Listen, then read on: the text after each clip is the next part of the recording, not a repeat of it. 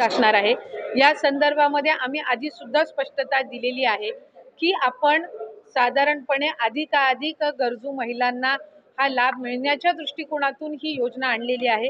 महिला आर्थिकरित्या सक्षम झाल्या पाहिजेत या दृष्टिकोनातून ही आणलेली आहे। त्याच्यामुळे ज्या काही आता ज्या बाबी आम्ही नमूद केल्या या कंप्लेंट बेस्ड आहेत।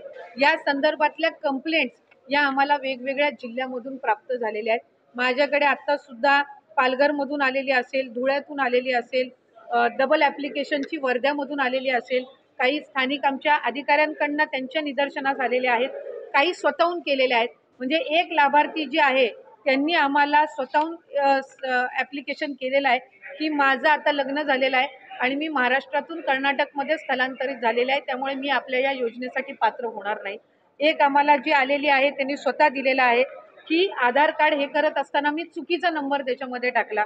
ही ऑक्टोबर महिन्यातली तक्रार आहे। एक दोन तक्रारी आमच्याकडे अशा आलेल्या आहेत की मला आता सरकारी नोकरी लागलेली आहे, त्याच्यामुळे मी या योजनेसाठी पात्र आता होत नाही। त्यामुळे आपण ज्या काही